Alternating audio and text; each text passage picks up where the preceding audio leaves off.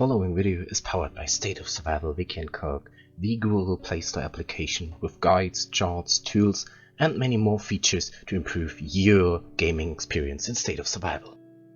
Hey everyone, and welcome back to State of Survival. Today I want to share some tips and tricks to help you improving your player versus player battles, no matter if it is a solo attack in the wild, a rally in some events, for example the reservoir raid, the capital clash, some facility wars.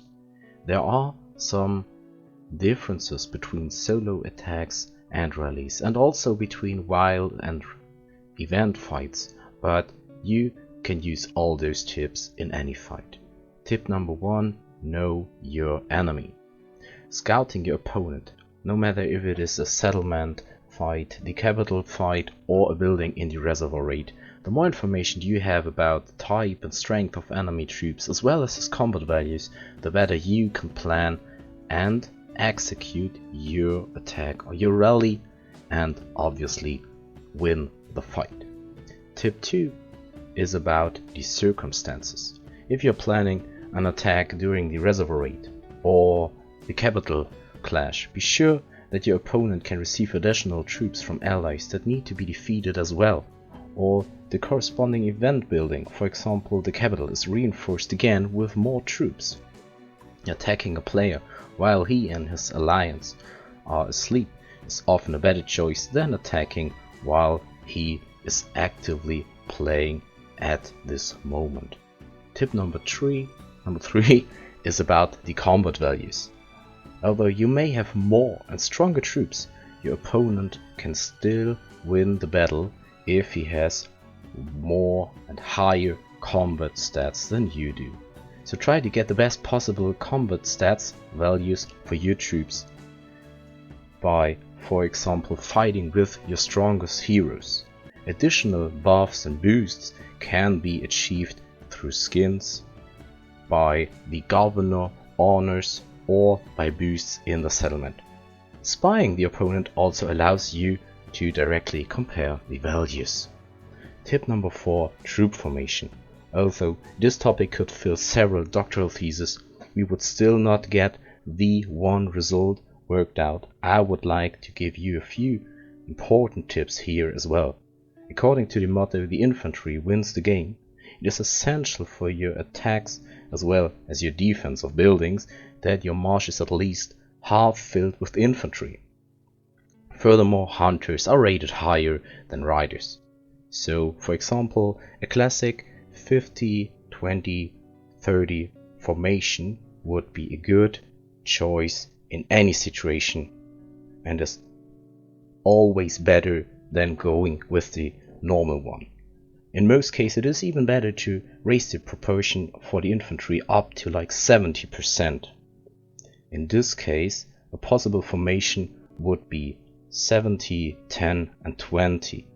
This can also be recommended for although 70 infantry, 10% riders, 20% hunters.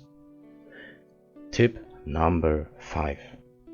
After the first 4 tips already ensure better combat results and those are already reducing your losses, let's now look at how the battle engine works in State of Survival and reduce our losses with furthermore adjustments.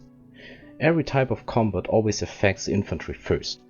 First of all, there is a distinction made between shotguns and shields. Shields will always take the damage first. And the battle engine then focuses the lowest shield unit participating, and afterwards the next higher shield unit will take the damage. But that sounds a little bit theoretic. Let's look at this with a practical example. For the example, we have 2 rallies going for the same target with more or less the same troops, the same values. We got more troops, both rallies, better stats, and as you can see we got no losses. We only send tier 10 flints. We will check Buster later. Kubi sent shields, but he sent tier 9 shields, so the highest possible tier for shields.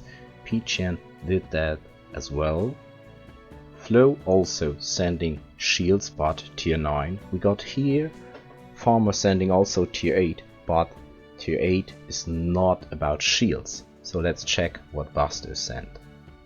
You're right, he sent shields, and he sent the lowest tier of shields participating in this rally, tier 7. So his shields will soak the incoming damage at first. Let's compare this to the next one. I adjusted my marsh and also sent some tier 6 units. So what do you think? You're right, I don't get any losses. Tier 10 and tier 6 both are flint units, and they will not be targeted from the battle engine first. But player Hexy sent here tier 7, the lowest shield unit participating, so she is getting focused, not the tier 9 units. Some hero skills might affect that, but yeah, that's how we can adjust furthermore to reduce losses. So I would appreciate if you consider subscribing, leave a like, write your thoughts in the comments, and hopefully see you in the next video. Goodbye.